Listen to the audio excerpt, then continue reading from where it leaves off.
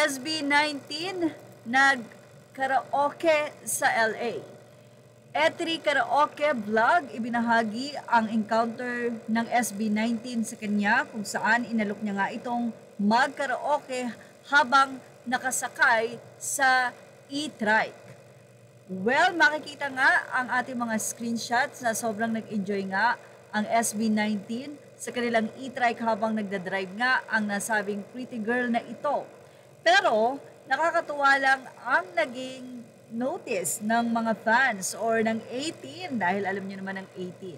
Sana daw ay nagpony itong si ate para ang kanyang hair ay hindi napupunta sa mga mahalima.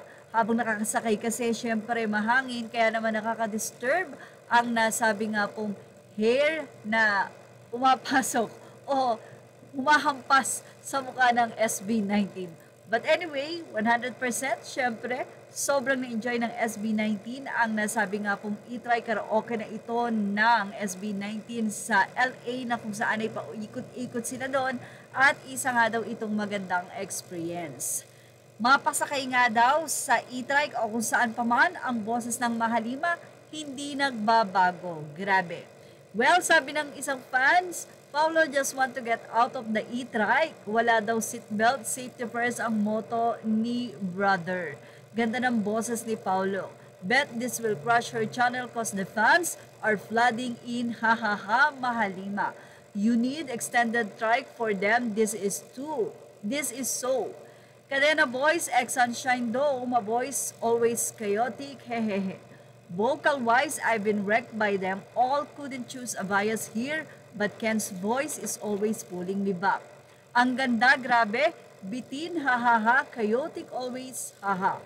Parang nag-serve lang ng masarap na dessert tapos nag-isang kutsara lang sa atin. Huhuhu. Sorry. Ang ganda, say pa ng ilang mga fan. You need an Egypt for them. Pablo, hahaha, your reaction sa una, you nailed it, boys SB19. So dahil nga 5 sila, kaya naman isa-isa or dala-dalawa ang nakasakay nga po doon sa e-trike at syempre, napakaganda nga ng naging resulta. Sabi pa ng isa, I rate this 1M, 1M minus 1 for the e-bike. You need bigger to fit this 5 fine man. Wow, nakakatuwa talaga ang experience na ibinahagi na ito. At actually, ito po ay hindi ibinahagi ng SB19 sa kanila nga pong Facebook dahil ito po ay matatagpuan sa e-trike karaoke Facebook page. At ang kanila nga pong followers ay mayroon ng 493,000. Samantala sa kanyang Facebook ay latest update niya nga po ang SB19 na kung saan ay tila ilang oras pa lang niya itong ina-upload ay mayroon ng 614,000 views. Mayroong $20 na premyo ang kakanta sa kanyang e-try karaoke. Well, ano masasabi niyo about dito?